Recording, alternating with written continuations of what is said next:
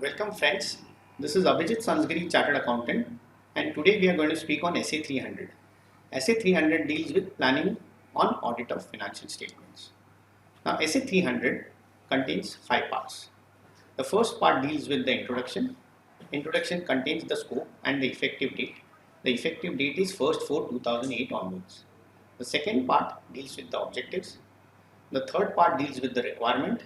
Now the requirement contains involvement of key engagement team members, preliminary engagement activities, planning activities, documentation, and additional considerations in initial audit requirements.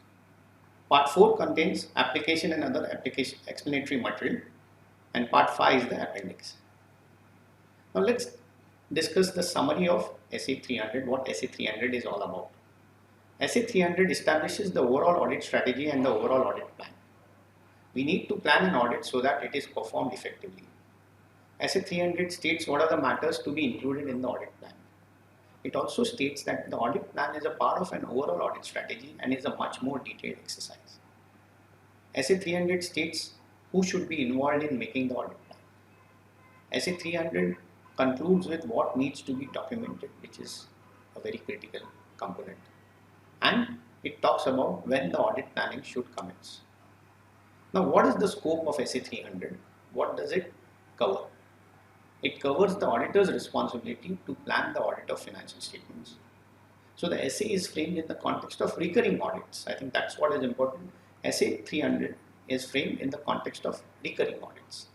And it also states additional considerations which need to be applied for initial audit engagements, which are stated separately in the SA. So the objective is very clear, that we need to plan an audit so that the audit engagement is performed in an effective manner. So the crux of SA 300 is effective completion of the audit. Now, who are the team members, who are the engagement members who would be involved in the conduct of audit? The key member is the audit partner or the engagement partner, and other members of his team who are involved in planning the audit. The engagement partner brings the benefit of his experience and insight, and so do other key members. And having experienced members on the board increases the effectiveness and efficiency of the planning process. Now, what are the preliminary engagement activities we need to do before we start the audit plan? We need to perform procedures as are required by SA 220 regarding quality control for audit work. This is regards continuance of client relationship and specific audit engagements. We need to evaluate compliance with ethical requirements, including independence as required by SA 220. We need to establish understanding of the terms of engagement as required by SA 210, and this is with reference to maintenance of independence, competence, integrity, and clarity of understanding. So what are the planning activities that we need to do? So the planning activities are twofold. One is establishing an overall audit strategy, and the second is developing an audit plan. Now let us look what do we need to do when we establish an overall audit strategy. The overall audit strategy which needs to be established has to set the scope, timing, and the direction of audit. Now we need to identify characteristics of the engagement that would define the scope.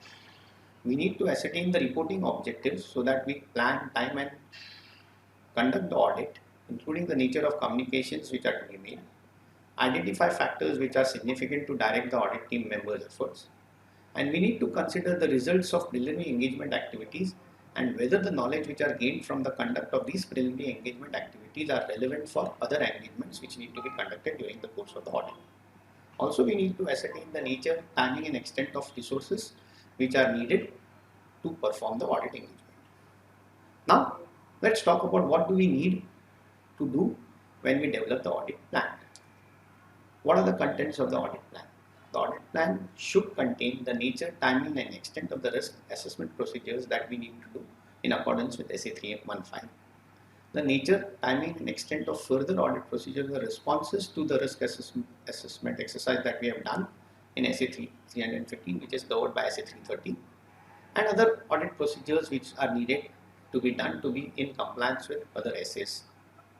Now we need to update the overall audit strategy and maybe the audit plan and we need to change them also if necessary and if required during the course of the audit. Now, the audit plan may need to be changed for various reasons. The audit strategy also may need to be changed depending on circumstances as and when you would incur during the course of audit. You may need to plan the nature, timing and extent of the direction, the supervision and the review of the engagement team members and the manner in which they conduct their work.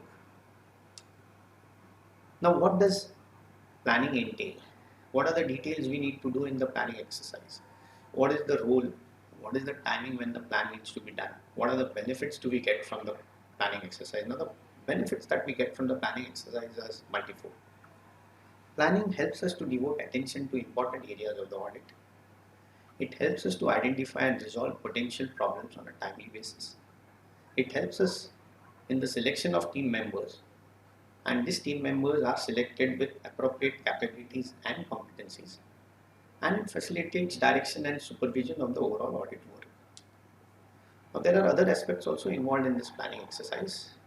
One is the nature, timing and extent of the audit plan, which will vary as per the entity's size and complexity, and whether the audit is done for the first time, and if it's done for the first time, the planning exercise will be much more detailed. If it's done for a subsequent time, I think we can use the experience which we have gained, and we can also look up to the audit plan which was done previously, and that might take slightly lesser time during conduct of an audit if it's done for the second time. Now, planning considerations for small entities where engagement is carried out by a small team, or maybe it may be carried out by one person only or the partner. I think the planning there would be entirely different than the planning which would be needed in case the audit is done for such entities vis-a-vis audit being conducted for larger entities. And in case where a single person is doing the audit, I think he needs to consult other experts or other experienced people wherever necessary and appropriate. Now, what are the details that we need to cover in the planning?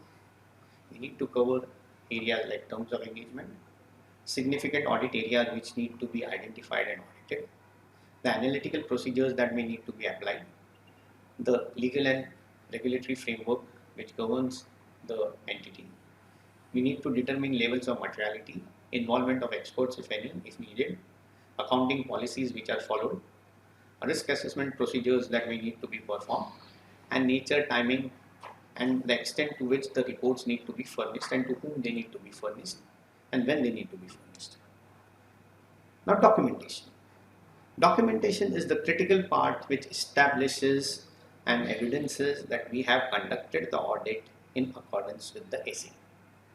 This essay requires us to document three things. One is documentation of overall audit strategy.